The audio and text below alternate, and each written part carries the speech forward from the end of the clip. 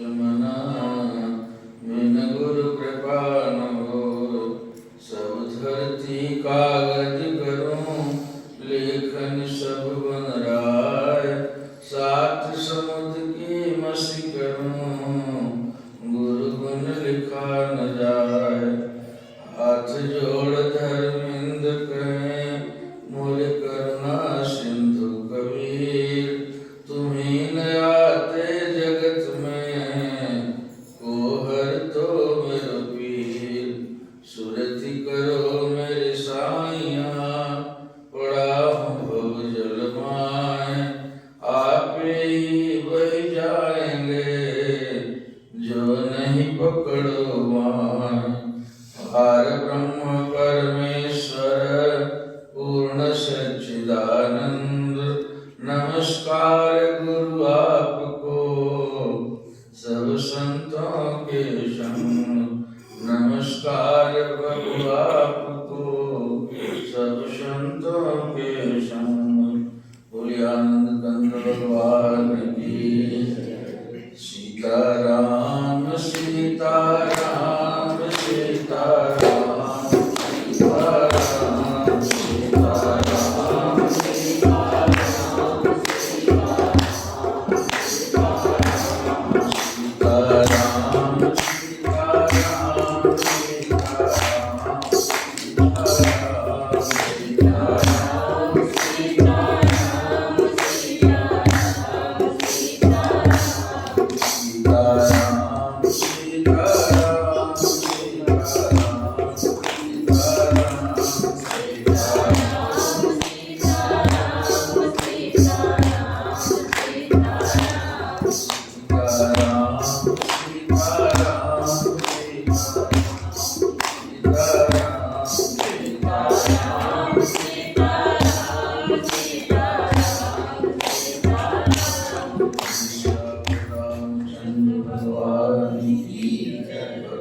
श्री हनुमान जी महाराज की। परम ज्ञानेश्वर महादेव की। दयालु सद्गुरुदेव भगवान की। परम प्रेमी गुरुमुख धर्मानुरागी सज्जनों एवं देवियों, आज नववर्षारंभ को नाना प्रकार से लोग अपनी खुशी का इजहार कर रहे हैं। प्रातः काल से ही जैसे ही दिन बदलने को हुआ, तब से फोन गड़गड़ाने लगा और लोग नए वर्ष के लिए मंगल कामना देते और लेते रहे।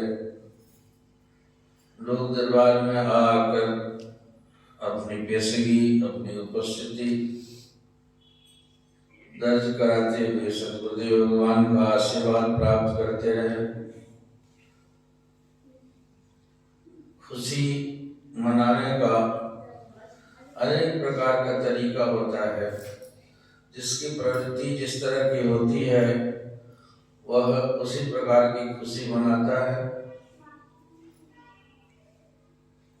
कोई पिकनिक पार्टियों में जाकर खुशी मनाता है, कोई मंदिर में जाकर मनाता है, कोई अच्छे अच्छे नैवेद्य और सात्विक भोजन आहार करके खुशी मनाता है, तो कोई मांस मदिरा पी के खुशी मनाता है।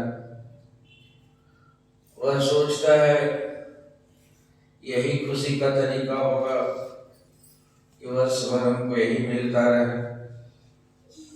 भक्त जो है दरबार में उपस्थित होकर अपनी हाजिरी लगाते हैं कि मैं वर्ष भर मेरा ऐसा ही बीते, सत्संग में, भगवत चिंतन में, भगवान के दर्शन में मेरा समय बीते। तो प्रवृत्ति भेद से खुशी का अनेक रूप हो जाता है। जैसे जिस प्रवृत्ति का सतुगुणी है तो सात्विक तरीका है उसको मनाने का, रजोगुणी है तो राजसी तरीका है उसको मनाने का, और तमोगुणी है तो तामस भाव से चोर आज कहीं चोरी में हाथ लगाता होगा कि आज यदि चोरी में माल अच्छा मिल जाए तो तो साल भर चोरी करते रहेंगे। अब उसकी खुशी का तरीका वो है नया वर्ष सेलिब्रेट करने का। और भक्तजन कीर्तन करेंगे, नाना प्रकार से लोग कीर्तन में धाम होने में समय बिताएंगे। जो सात्विक लोग होंगे शास्त्रों में भी अनेक प्रकार से श्रद्धा का, दान का, तप का प्रकार प्रकृति भेद से अलग अलग बताया है। श्रद्धा भी तामसी श्रद्धा होती है, राजसी होती है और सात्विक होती है। तप भी तामसी तप होता है, राजसी तप होता है और सात्विक तप होता है। उसी प्रकार से दान भी सात्विक होता है, राजसी होता है और तामसी भी दान होता है। प्रकृति से बदल गया। हमारा भीतर का इंस्ट्रूमेंट जो है वो फिट किया हुआ है कंप्यूटर का हार्ड डिस्क की क्या कहते हैं, जिसमें नाना प्रकार के चित्र भरे हुए होते हैं। तो हमारे हार्ड डिस्क में भी नाना प्रकार के पूर्व जन्मों में जैसे जैसे शुभ कर्म किए गए हैं वह सब हमारे हार्ड डिस्क में फीड किया हुआ और उसी के मुताबिक वह प्रकट होता है। व्यक्ति दिखता है इस तरीके से, जिस तरह की प्रकृति है उस तरह का कार्य करता है। वेदांतिक मान्यता ऐसी है संतों की कि आनंद तो भीतर को है ही, बाहर के कार्यकलाप तो सपोर्ट ही हो सकते हैं उसके लिए, और भीतर का आंतरिक आनंद तो सबको, एक पशु से चींटी तक से व्यक्ति से हाथी तक से सारे जीवों को एक सा होता है। और वह आनंद परमात्मा का रूप है। वह आत्मा का गुण है जो भीतर जाने में लगता है। बाहर की चीजों में जो खा के पहन के अनेक प्रकार से किए जाते हैं उससे भीतर के आनंद का कोई मतलब नहीं रहता। कल 2 दिन पहले मुझे याद आया था, ये काम, कांचन और कीर्ति, तीन जो संसार की 3 प्रकार की माया कही गई है, ये माया में 3 प्रकार से डूबा रहता है जीव।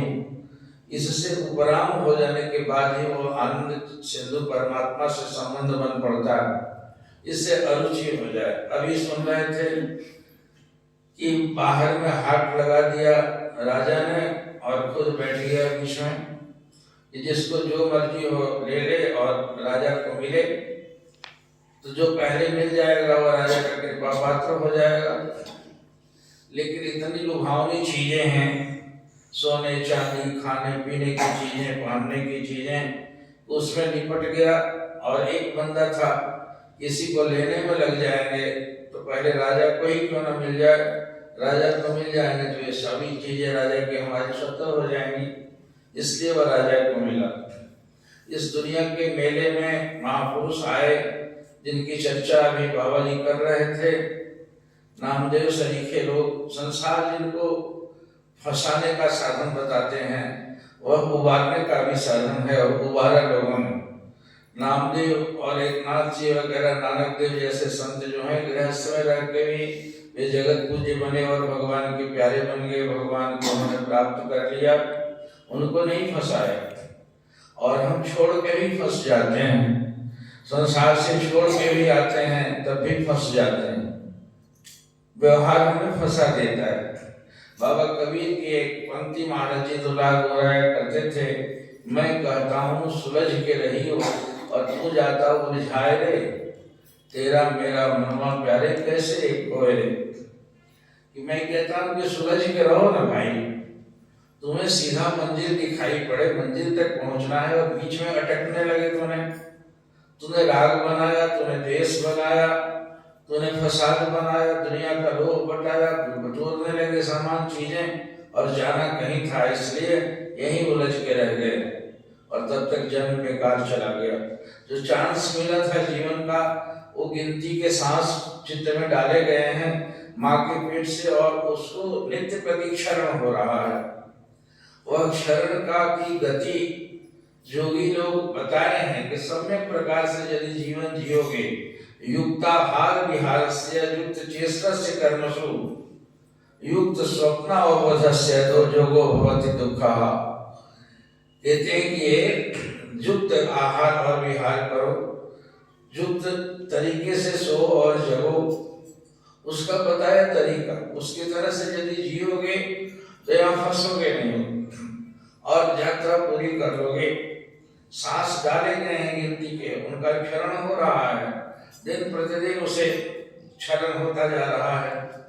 और हम अपने गति प्रवृत्तियों से जैसे जैसे आचार विचार बाहर के होते हैं, उनका सीधा प्रक्षेप हमारे मन पर पड़ता है। वह प्रक्षेपण हमारी सांस की गति को तेज कर देता है। यदि अपराध का कोई कार्य करेंगे, ऐसा कार्य हमें अपनी आत्मा बता देगी कि हमने गलत किया है, उस हालत में सांस का क्षरण होने लगेगा, सांस की गति तेज हो जाएगी। और वह ऐसा कार्य जिसको परमार्थ कहा जाता है, जिसको भगवान की सेवा के लिए, जन के लिए जो किया जाता है, उसमें सांस की भी बचत होती है, उसकी खपत कम हो जाती है। जैसे तेज सांस वाले कुत्ते बिल्ली इत्यादि जो हैं, वो मांसाहारी जीवों की सांस गति तेज होती है, इसलिए उनकी उम्र कम होती है, वे कम उम्र होती है लंबी सांस लेने वाले लोग। इसलिए प्राणायाम की क्रिया जो कहते हैं, प्राण और आयाम दो चीज मिला हुआ है। प्राण कहते हैं सांस की गति को, उसके रिदम को, और आयामित कर देना, उसको इसको बढ़ा देना, ऐसे लंबी सांस, ऐसे ऐसे ऐसे, उसको प्राणायाम कहते हैं। उससे प्राण की गति बचत होती है और प्राण पर सीधा प्रभाव बाहर की क्रिया का पड़ता है। क्रिया यदि अपराध का कार्य करते हैं तो आपके शरीर में कोई पाप चिपक नहीं जाता है, आप गोरे से काला नहीं हो जाते हैं। उसका प्रभाव आपकी अंतरात्मा पर पड़ता है, आपके मन पर पड़ता है, और वह एक कॉन्ट्रैक्शन है और एक एक्सपेंशन है, एक फैलने की क्रिया है, एक सिकुड़ने की क्रिया है। गुरुदेव हमारे कहते थे कि जिस कार्य विशेष से तुम्हारी अंतरात्मा संकुचित होती हो, वही कार्य पाप है। और जिस कार्य को करने से, जिस पूजा को, पाठ को, सेवा को, सत्संग को, दूसरे को आदर देना, दूसरे को इज्जत देना, ऐसा करने से हृदय का विस्तार होता है, और वह विस्तार की क्रिया को पुण्य बताते थे। भांति भांति से महापुरुषों ने कहा, स्वामी राम ने कहा है कि the work which checks your divine cheerfulness is sin। पाप कहते हैं जो तुम्हारे दैवी सहज आनंद को बाधित करता है। जो सहजता है, बच्चे की सहजता देखो, उसकी उपमा ले लो। एक परमहंस को 5 साल के बच्चे की तरह कहा गया है। बच्चे को हानि लाभ का प्रभाव नहीं पड़ता, जीवन मृत्यु का प्रभाव नहीं पड़ता, वह हानि घाटे और नफा से उसका कोई मतलब नहीं है। बस माँ मेरी प्रसन्न है और अपनी माँ पर इतना आश्रित है वो कि माँ को हंसते देखता है और हंसता रहता है, खिलखिलाता रहता है, और उसका बच्चे का चेहरा कैसा एकदम गुलाब जैसा खिला हुआ रहता है। और वह कार्य ऐसे किए जाते हैं, निंदनीय कर्म जो करते हैं हम, जो कुछ भी, उससे हमारा मन सिकुड़ जाता है। महाजन साहब कहते थे कि आज सौंदर्य क्या गायब हो गया। लोगों के युवक जो होते थे, उनके अंदर के तेज को, जो भीष्म वगैरह के लिए कहा है कि उनके तेज को देखने के लिए देव कन्याएं लुप्त हो जाती थी, मुग्ध हो जाते थे, इतने सुंदर लोग होते थे। आज वो सौंदर्य कहाँ चला गया है? चरित्र और कार्य बिगड़ के चलते सब किसी के चेहरे पर 12 बज रहा है, किसी के अंदर में तेज नहीं, किसी के अंदर में ओज नहीं है, वह उसका भाव पड़ गया है। इसके चलते कि आत्मा को संकुचित करने वाला कार्य करते हैं। अब मैं तो क्या बताऊं, मेरे सामने प्रतीक रूप में बैठे हैं। आज बाबा जी हमारे सुना रहे थे, मैं 75 वर्ष की उम्र में प्रवेश कर चुके हैं और लगते हैं 75 वर्ष के, कि मन को खाली किए रहते हैं आदमी, न राग बना पाए आज जिंदगी में। गृहस्थ भी किया इन्होंने, बाल बच्चे भी हुए, सबके हमारे बाल बच्चे इतने फंस जाते हैं कि हैं आए थे हमारे पास मिलने वाले, 3 ही बजे कहते हैं कि नाती अकेले घर में छोड़ के आए हैं, जरा उसके लिए जा रहे हैं। अनिश्चय बिल्कुल। एक महात्मा स्वामी कृष्णानंद जी सुना रहे थे कि वैसे ताश में ताश कहते हैं उसमें, और उसमें पटक पटक के ताश कहते हैं, अब हमको तो बचपन से ताश से इतनी नफरत थी कि पता चल जाता था कि जो ताश खेलता है उसको छुआते नहीं थे। ताश को, सिनेमा को, पैंट पहनने वालों को बचपन से ऐसा संस्कार डाला गया था, साधु संगति में रहे थे बचपन से, इसलिए ऐसा हुआ था। तो उसमें बताया उन्होंने बड़ा हंस के कि एक आदमी भागा हुआ एकदम माथा पीट रहा था, ओह क्या कहूँ, बेगम फंस गई है, अरे बेगम फंस गई है, बेगम फंस गई। पता नहीं बेगम का चित्र होता था ताश पर, वो कहीं फंस गई है, तो बेगम फंस गई है, माथा ढूंढ रहा था। कहीं कह रहे भाई कहाँ फंस गई बेगम, हिंदू से कि मुसलमान से कहाँ फंस गई, बताओ ना सही। करे बाबा आप क्या जानो, ताश खेल रहे थे वहां बेगम फंस गई। बताओ ताश के खेल के लिए माथा पीटे जा रहा है। इसलिए दुनिया के लोगों का घबराहट क्या भाई कि हाँ ये बकरी कौन बांधा है दरवाजे पर, जरा उसी को जाना है इसलिए जा रहे हैं, जरा जल्दी जाना पड़ता है। और बताओ ये कोई बात में बात है। हम कहते हैं कि अब उसी समय तुमको पता चला कि वहां चौक पर 50-50 रुपए का नोट कोई बांट रहा है, तब तुम्हारी बकरी छूट जाएगी। तो सत्संग का एक क्षण जिनको कहा कि बिल्कुल ये कहते हैं कि बस धैर्य तुलाए के अंदर, कहते हैं कि एक पल का भी सत्संग जो है वो कितने स्वर्ग और अपवर्ग के सुख से ज्यादा बड़ा है। और उसको छोड़ के तुम बकरी बांधने जा, बहाना बाजी, बकरी कुछ गाय को बांधने जा। आजकल तो फोन है यार, तो पड़ोसी को बांध देगा, इसके लिए काहे भागे जा रहे हो तुम। लेकिन चेहरा इतना घबराया हुआ है, और उसका कारण क्या है, चेहरे में आईना लगा के देख लो, सौंदर्य चला गया। दुश्चिंताओं का बोझ लिए जो चलते हैं जिंदगी में, और जो चिंता जिन्होंने नहीं की, गृहस्थ में रहे, गृहस्थ में साधु के परिवार में भी, यहाँ भी 20 लोग रहते हैं, यहाँ भी बहुत का समाज है, यहाँ कोई राग बनाता है, कोई द्वेष बनाता है, इनको कुछ नहीं होता है। 75 वर्ष की उम्र में एक गोली नहीं खाते हैं आज तक से भी, और चेहरा चमक रहा है। अब खास अब इनसे बेटा का पोता की उम्र के लोगों का चेहरा उड़ गया, आंखें धस गई 1 इंच तक से। क्या हुआ? तूने आत्मा के विरोधी कार्य किया है। निरंतर एक डे तुम्हारा आत्म विरोधी कार्य में बद करता है। हम छिप के चलते हैं, क्यों? क्या कारण हो गया छिपने का? यार उमंग से चलो ना, उमंग से चलने के लिए भीतर में अलाउ करेगा चित्रवृत्ति। ऐसा कार्य करोगे तब उमंग में रहोगे, नहीं तो कार्य संकोच वाला करोगे तो संकुचित तो होगा मन। इसलिए हमारा हिसाब भीतर में है, आनंद गंध तो भीतर रहता है, हैं? अब हमको आज सवेरे से कपड़ा पहनाए जा रहे हैं, लोग टोपी ला रहे हैं, क्या क्या चीज मिठाइयां ला रहे हैं, लेकिन उस कपड़ा नया पहन लेने से मेरे हाथ का दर्द तो नहीं कम हो गया? ये टिस कर रहा है, उसमें तो कोई फर्क पड़ नहीं गया है। तो हमारा सुख और दुख तो बराबर हमारी भीतर की धारणा से उसका गवर्न होता है। इस तरह से नहीं होगा कि बाहर की चीजों को बटोर लेने से, बाहर की चीजों को लाद लेने से तुम्हारी खुशी में तो कोई फर्क नहीं पड़ता है। कहते 3 टूक को पीन की जाग भाजी भी बिरनौन, जाके उर रघुवर बसे तो इंद्र बापुरु कौन। हृदय में रघुवर गुम हो गए हैं तुम्हारे, हृदय में तुम्हारा इष्ट गायब हो गया है। तुमने इष्ट से दूरियां बना ली हैं, और दूरियां तुम्हारा अपना बनाया हुआ, वहां से डिस्टेंस बना के पर्दा खड़ा कर दिया है तुमने अपने करनी को। इसलिए खुद को जज करो। ये आत्म अवलोकन और आत्मनिरीक्षण के लिए क्लास लगाए जाते हैं, ये खुद को दिखाने के लिए। गुरुदेव कहते थे कि सत्संग वो आईना है, जहां जिस आईना के सामने जाके तुम्हारे चेहरे के धब्बे दिख जाते हैं, वैसे तुम्हारे मन का धब्बा यहाँ दिखाई पड़ेगा।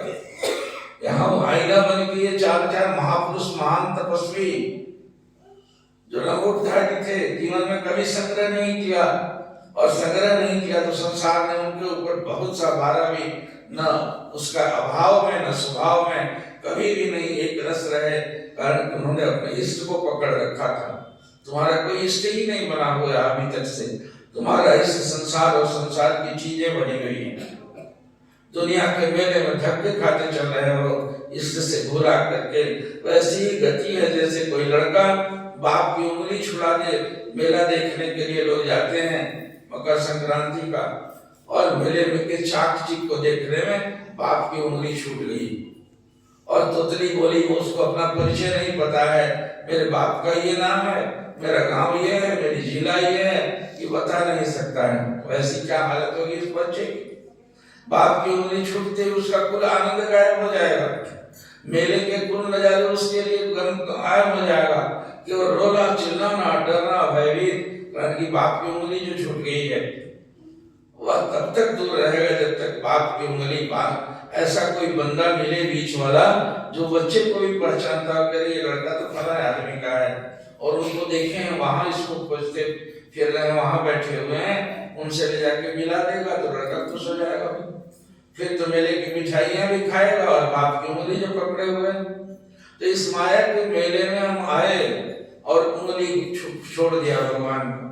गुरु महाराज बीच में कृपा करके इस प्रेरणा में मिल गए हैं, जो हमको भी जानते हैं, मेरे बाप को भी जानते हैं, वे मिला देते हैं। इसलिए उनके मुताबिक जो चलेगा, उनके मुताबिक जो हाथ पकड़ा कर चलेगा उसको बाप से मिला देंगे, तब ये संसार के नजारे भी अच्छे लगने लगेंगे, कारण कि बाप मिल जाएगा। नहीं तो संसार की छोटी बड़ी कमोबेश चीजें तो सबको मिली हुई हैं, फिर दुख का कारण क्या है? तुम्हें खाना का सामान मिला, तुम्हें कपड़ा का सामान मिला, तुम्हें सब कुछ मिला हुआ है, सारे आदमी यहाँ बैठे हुए हैं, सबके पास कोई न कोई बैलेंस है, सबके पास कोई जमीन है, जायदाद, फिर भी चेहरा उड़ा हुआ। इसलिए उसी तरह से हालत है जैसे उस बच्चे को मेले में बाप की उंगली छूट गई हो, मेले की कुल चीज दे दी जाए तभी वो सुखी नहीं हो सकता। इसलिए इन चीजों से हम सुखी नहीं हो सकते, हमें हमारा इष्ट चाहिए, और इष्ट को मिलाने वाला मिला है, लेकिन अब भी उसके मुताबिक नहीं चलते हैं, उससे भी वो उंगली छुड़ा के रहते हैं, आदत बनी हुई है। इसलिए जब तक खुद से सुखी तो हो ही नहीं सकते जब तक से हम इष्ट के परिचय में नहीं रहेंगे, उस मालिक के हाथ पकड़ा के नहीं चलेंगे। और वही एक सूत्र कि मैं कहता हूँ, सुलझ के रहिए, सुलझ के रहो, और तुम उलझ के जीते हो। हरदम कहीं न कहीं या तो फसाव बनाते हो, या देश बनाते हो, या राग बनाते हो, इसके चलते इष्ट छूट जाता है, तुम्हारे अंदर का आनंद गायब हो जाता है, चेहरे पर हवाइयां उड़ने लगती हैं। इसलिए वैसा कोई कार्य मत करो जिसके कारण से आत्मा संकोच में पड़ जाए, संकुचित हो जाए। तुम खुद ही अपने आप के गवाह हो।